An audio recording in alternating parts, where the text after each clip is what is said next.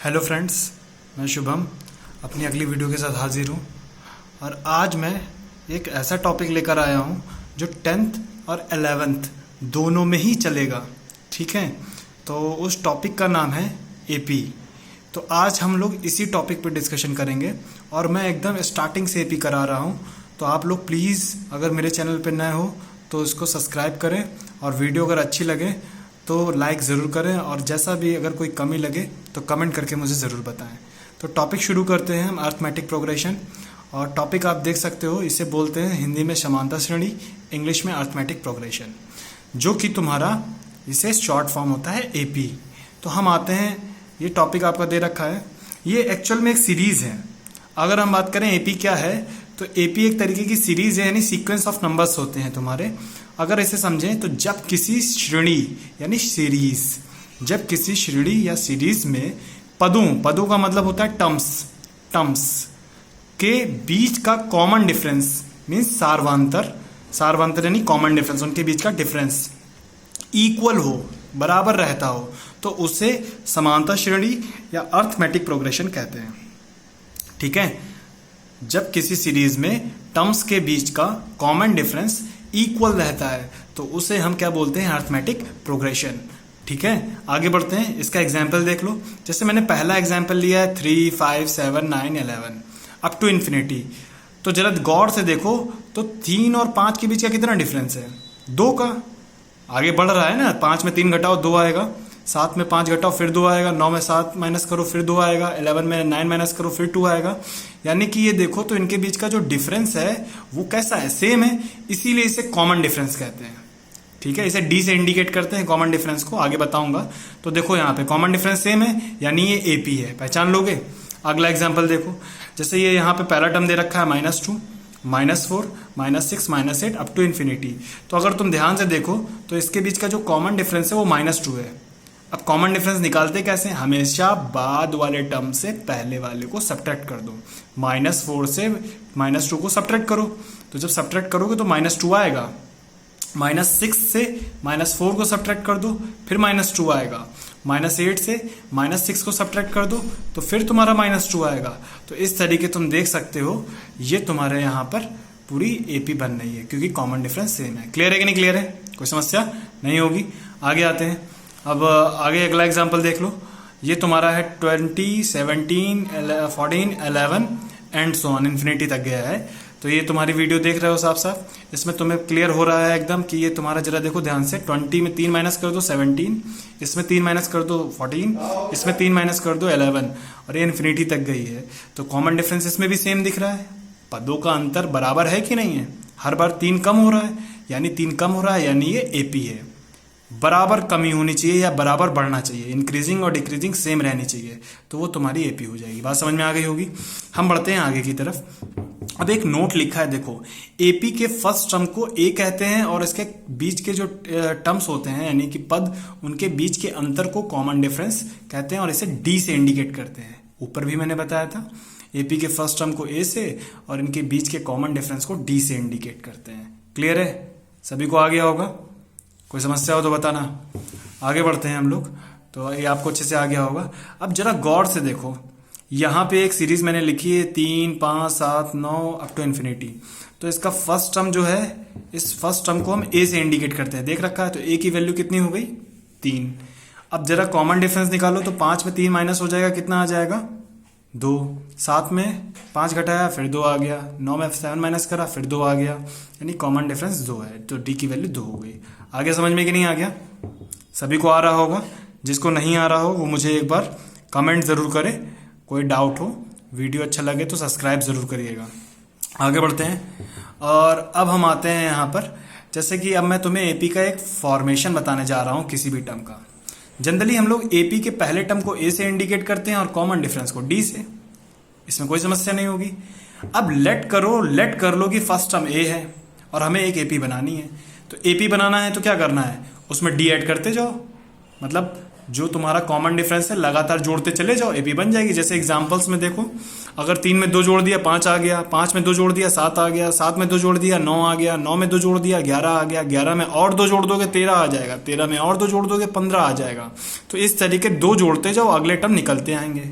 ठीक है, वैसे ही हम यहाँ पे क्या कर रहे हैं, पहला टर्म डी ले लिए और हर बार देखो एक एक डी जोड़ते जा रहे हैं। देख लो, ए में डी जोड़ा ए प्लस डी हो गया, ए प्लस डी में डी जोड़ा ए प्लस 2 डी हो गया, ए प्लस 2 डी में डी जोड़ा तो ए प्लस 3 डी हो गया, और ए प्लस 3 डी में जोड़ा डी तो ए प्लस 4 डी हो गया। इसमें डी जोड़ दिया, ये आ गया। तो गौर से देखो, तो ये पहला टर्म है, ये दूसरा है, ये तीसरा है, ये चौथा है, ये पांचवा है, ये छठा है। देख लो, अब यहाँ टर्म्स तो सारे दिख रहे हैं। एक चीज देखो, जब पहला टर्म था उसमें भी ए मौजूद है, दूसरा टर्म है उसमें भी ए मौजूद है, तीसरा टर्म है उसमें भी ए मौजूद है, चौथा टर्म है उसमें भी ए मौजूद है, पांचवा टर्म है उसमें भी ए मौजूद है, छठा है उसमें भी ए मौजूद है। तो अगर सभी टर्म्स में ए मौजूद है, अगर मैं कहूं कि 10वां टर्म बताओ क्या होगा, तो 10वें में भी ए मौजूद होगा जब सभी में मौजूद है। और जब पहले टर्म देखो जरा, तो यहाँ डी नहीं दिख रहा है ना, लेकिन मुझे दिख रहा है 0 डी लिखा है यहाँ। T1 में कितना डी लिखा है, 0। जब T2 निकाला तो 1 डी आया, T3 निकाला तो 2 डी आया, T4 निकाला तो 3 डी आया, T5 निकाला तो 4 डी आया, छठे टर्म पे गए तो 5 डी आया। इसका मतलब जिस भी टर्म को लिख रहे हैं उसमें ए जरूर आ रहा है, और डी हमेशा उसके नंबर से एक कम है। 4 है तो 3 है, 5 है तो 4 है, 6 है तो 5 है। तो जब हम 10वां निकालेंगे तो 10वें में ए मौजूद है और इसमें एक कम कर दो, 9 डी आ गया। आया कि नहीं है समझ में? आगे 100वां निकालना है तो ए इसमें भी मौजूद है, इसमें 100 में एक कम कर दिया, 99 डी आ गया। 1000वां टर्म निकालना है तो यहाँ पे ए लिखा और यहाँ पे 1000 में एक कम कर दिया, 999 डी आ गया। तो तुम एक चीज देख रहे हो, जिस भी टर्म्स को निकालना है उसमें एक कम कर दें, उतने डी लगा दें और ए जोड़ दें, बन गया टर्म। आगे होगा समझ में? किसी को कोई डाउट हो तो कमेंट करो, अच्छा लगे तो भी कमेंट करो। आगे आते हैं, तो भैया एक चीज क्लियर हो गई कि जब जो भी यहाँ टर्म निकालना है उसमें ए जरूर मौजूद है, उससे एक कम डी लगा दे रहे हैं। तो जब हम यहाँ nth टर्म निकालने जाएंगे, टी जो होता है टर्म्स को इंडिकेट करता है और n उसके नंबर को कि कौन वाला टर्म है। तो जब हम nth टर्म की बात करेंगे, nth टर्म की, तो nth टर्म में भैया सभी में ए मौजूद था तो इसमें भी ए मौजूद है, और सभी में एक एक कम कर दे रहे थे तो तुम्हारा डी निकल आ रहा था। n है तो मैंने n-1 कर दिया, 4 था तो 1 माइनस कर दिया 3, 5 था 1 माइनस करा 4 आ गया, 100 में 1 माइनस करा 99 आ गया, 1000 में 1 माइनस करा 999 में आ गया। तो भैया n में 1 माइनस कर दोगे तो n-1 आ जाएगा और d लगा दिया। तो यहीं से nth टर्म का फॉर्मूला बन जाता है Tn is equals to a plus n-1 into D. ये AP के nth टर्म का फॉर्मूला है और ये तुम्हारा यहाँ पे nth टर्म को इंडिकेट कर रहा है Tn, a फर्स्ट टर्म को, d कॉमन डिफरेंस को। क्लियर हो गया होगा? किसी को कोई समस्या नहीं होगी। अब मैं बढ़ता हूँ कुछ एग्जाम्पल्स की तरफ और आपको कुछ एग्जाम्पल्स पे लेके चलता हूँ, ठीक है? और जिसको नहीं है तो मुझे बताइए ज़रूर कि कोई डाउट है। तो मैं ये एग्जाम्पल दिखाता हूँ, जरा देखो। इंग्लिश मीडियम वालों के लिए क्वेश्चन मैं इंग्लिश में बोल दे रहा हूँ। ये एक तुम्हारा दे रखा है AP, देखो दिख रही है, कॉमन डिफरेंस सेम है सभी में, 3 का डिफरेंस दिख रहा है। और इस सीरीज का 20th टर्म ज्ञात करना है, फाइंड करना है। Find its 20th term in this given AP, ठीक है? तो यहाँ पे इस AP में आपको 20th टर्म यानी 20वां पद ज्ञात करना है, निकालना है, फाइंड करना है, ठीक है? कैसे करेंगे? तो पहला टर्म साफ साफ दिख रहा है, A की वैल्यू 2, D यानी कॉमन डिफरेंस, मैंने बोला अगले टर्म में पीछे वाला माइनस कर लो, 5 में 2 माइनस कर लिया, 3 आ गया, D निकल आया। कौन नंबर का टर्म निकालना है? 20वें नंबर का, तो n की वैल्यू 20 आ गई। तो इस तरीके आपने A, D, n तीनों पता कर लिया, first term, common difference, n तीनों पता चल गया। अब यहाँ हमारे पास फॉर्मूला अभी हम लोगों ने सीखा है, Tn is equals to a plus n-1 into D. चूंकि 20वें नंबर का टर्म निकालना है इसलिए यहाँ T20 लिख दिया। पहले 8 की वैल्यू लगा दी, D की वैल्यू लगा दी, n की वैल्यू लगा दी।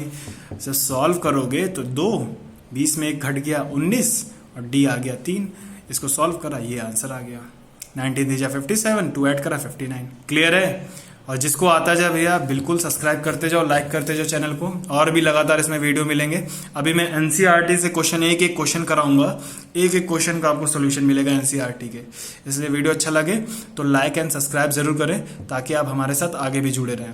अब अगला क्वेश्चन है हमारा यहाँ पर, find the number of terms in given series. मतलब पूरी सीरीज में पदों की संख्या ज्ञात करनी है, तो उसका मैं एक क्वेश्चन दिखा रहा हूँ कैसे करना है। Find the total number of terms in given series. तो जैसे एक सीरीज तुम्हें गिवन है और उसमें बोल रहा है नंबर ऑफ टर्म्स फाइंड करो, सीरीज देगा और लास्ट टर्म जरूर देगा ऐसे क्वेश्चनों में, लास्ट टर्म, इसे लास्ट टर्म कहेंगे। 99 दिख रहा है। तो पहला काम, जो जो गिवन है डेटा नोट कर लो। ए की वैल्यू कितनी दे रखी है 3, डी की वैल्यू हो जाएगी 5 - 3, तो यानी डू आ गया भाई, आगे से पीछे को माइनस कर लो, 2 आ जाएगा, डी निकल आया। अब हमें कितने टर्म निकालने हैं, टोटल टर्म्स निकालने हैं। तो एक पहला, दोनों बहुत ध्यान से सुनना, जब भी कुल टर्म्स पूछे कितने हैं तो लेट कर लेना, let the number of term in this series n, या माना इस श्रेणी में पदों की संख्या कितनी है, n है। समझ गए मेरी बात? कभी भी पदों की संख्या ज्ञात करने को बोले, फाइंड करने को बोले, तो लेट कर लेना कि उस सीरीज में n टर्म्स हैं। क्लियर है? अब अगर किसी सीरीज में 10 टर्म होंगे तो आखिरी वाला 10वां होगा, 20 होंगे तो लास्ट वाला 20वां होगा, 100 होंगे तो लास्ट वाला 100वां होगा। अगर इस सीरीज में तुमने खुद लेट कर लिया कि n टर्म्स हैं, तो ये लास्ट वाला टर्म ही तुम्हारा nth टर्म होगा कि नहीं होगा? तो यानी ध्यान सुनना, लास्ट टर्म 99 जो होगा तुम्हारा वही लास्ट होगा, मीन्स वही nth टर्म होगा, मीन्स वही तुम्हारा nवां पद होगा। क्लियर है? तो अब मैं फॉर्मूला लिख लेता हूं, लिख लिया, समझ में आ रहा होगा। tn यानी लास्ट टर्म, tn की वैल्यू इस बार हमें पता है, लास्ट टर्म कितना दे रखा है 99 लगा दिया, a लगा दिया, ये हमें n निकालना है, d लगा दिया। जब सब लगा दिया, सॉल्व करा, 3 को इधर ले गए 96 आ गया, 2 को अपॉन में लेके आए यहाँ पे, 96 में 2 से डिवाइड दिया 48 आ गया, 1 इधर ले गए 49 आ गया, और ये आपके पूरे टर्म्स निकल आए। तो इसी के साथ मैं अगला वीडियो लेकर कल हाजिर होऊंगा आगे का एपी का। तब तक के लिए गुड बाय।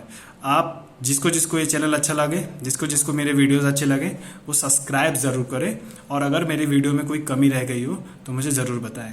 मिलते हैं हम अगली वीडियो में।